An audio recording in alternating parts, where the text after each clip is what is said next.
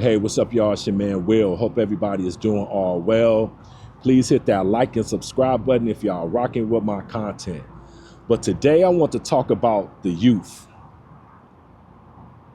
And it's something going on. There's something been going on a while with the youth. And I mean like teenagers. I just read an article about a McDonald's had to close their lobby to their restaurant because the teenagers are coming in just reaping havoc every day. And the McDonald's is like right across the street from a high school.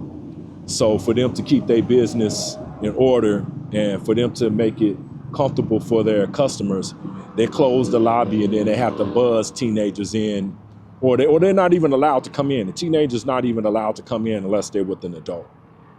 Now, we have seen that here in Illinois at a few places, like at certain shopping malls.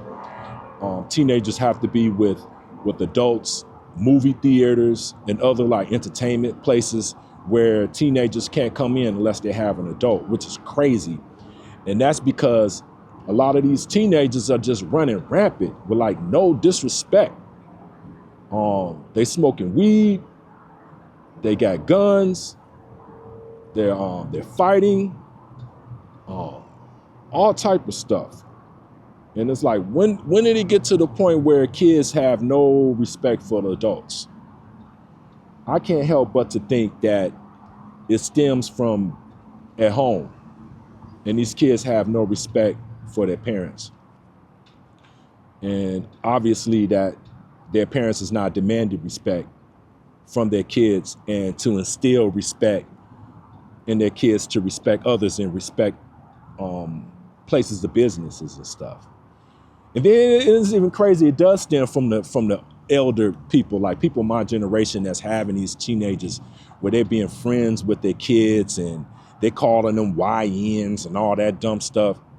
And it's like, when we get to the point where we just valuing our youth and not setting the best example for our youth, or not doing certain things in front of our youth, or setting boundaries to our kids. Like, kids don't have any boundaries now. They do and say and watch and just like they're adults now. Dress.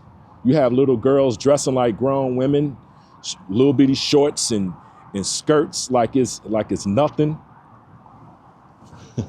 And then you have the elders that's walking around here scared when they see teenagers. It used to be the other way around.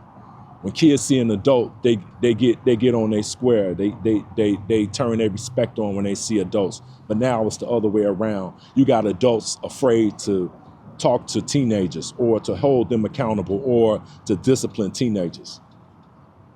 When did we get to this? And it's crazy. It's like, I was just on the train with a lady. She was like, it's the drugs. She was like, it's the drugs, sir. I believe it's something in that weed, it's something in their pills. They vaping, they doing all this type of stuff. And I said, yeah, I agree. I agree, but it's society has get to the point where we give kids too much. And without even holding them accountable. So now they just out here running wild. Not all of them. I'm not saying all teenagers, but it's a good amount of kids out here just running reckless. So I'm out here every day riding trains, all this type of stuff, and I see it. And these kids have no respect. They're on the train smoking full blunts before going to school. No regard. I don't know. I'm just putting it out there. I just think this conversation needs to start. People got to stop being friends with their kids, man, and start leaning on them and teaching them respect, teaching them morals. But I must say, I don't know. Maybe the parents don't have morals. Maybe that's what it is. Morals and respect and dignity is missing from our society right now. When you have parents don't set, or don't, not setting a good example for their children.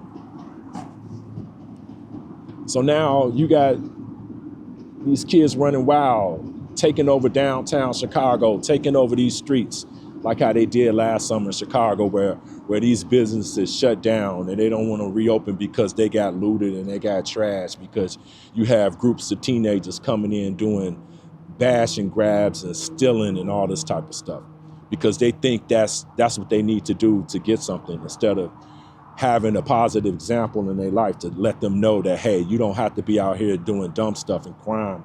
You can work for it. You can start a business. You all can be a collective and do things. I don't know, y'all. I'm just thinking about, like, now in Chicago, soon as it get warm outside, we've been having it kind of flaky right now. It's been between like the 50s and the 60s. But soon as it hit like 80, 90 degree weather, that's when the violence in Chicago spikes.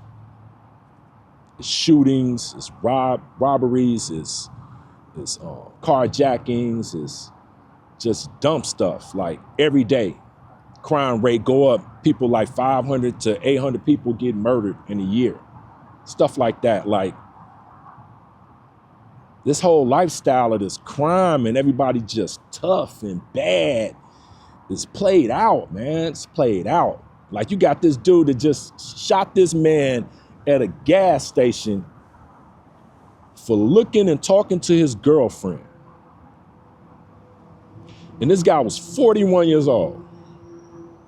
Now you about to go to jail for the rest of your life because you was tough and you bad and nobody can't talk to your girlfriend and you gangster. Now your life is out of there. But that's what it is. It's like this it's energy in the air. It's energy, like everybody mad, everybody tough. Everybody mad and tough. Yeah. For what? For what? We need some positivity, y'all. We need some positivity. We need some righteousness. So many people, young people, are going to prison. And it's insane that a lot of young people don't think that they have options to do something better when there is something better for them to be doing. I mean, you have a lot of young people that's actually doing what they, doing constructive and productive things with their lives. They're working, they're going to school, they're spending time with their families, and they're into a lot of constructive activities. But then you have the other side that feels like they need to disrespect and do crime and devalue life and devalue their own lives.